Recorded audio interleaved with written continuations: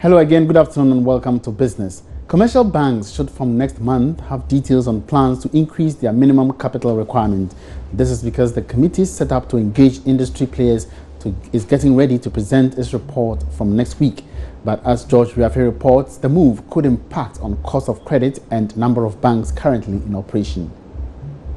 Sources say initial engagement with most other players in the banking industry suggest they agree to an increase in the minimum capital for commercial banks in the country. This has been influenced by the fact that most banks are still struggling to finance big transactions, and the fact that a lot of huge deals in Ghana are all being taken up by firms outside the country.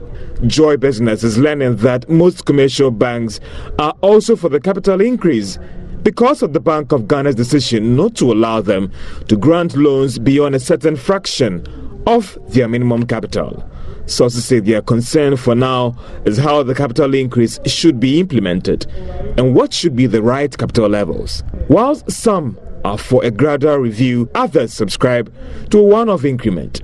Joy Business is learning that the Bank of Ghana is likely to settle on 500 million Ghana cedis as the new minimum capital requirement for banks. The regulator has also maintained that it is prepared to give banks time to meet the new capital requirement, but rules out giving any waivers either to a foreign or a local bank.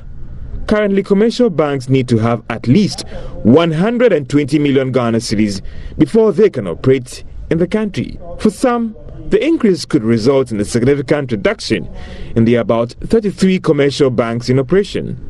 Others are of the view that because most of the banks could have too much capital on their books because of the increase, they would be forced to go out and lend more to businesses.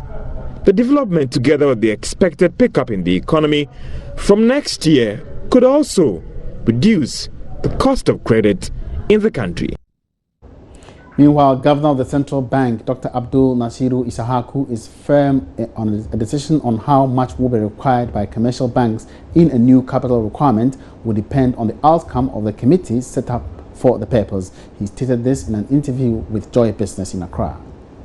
But the committee is doing its work now, and once the committee finishes its work, it will make its recommendations to top manager of the bank, and following that we hold consultation with all relevant stakeholders and take the appropriate decision in recapitalizing, announcing plans for recapitalization. I have to wait for the recommendations of the committee that's currently working. And that's it for Business. Join me shortly at 1 o'clock on the Marketplace for more developments in the world of business. My name is Emmanuel Abuaji.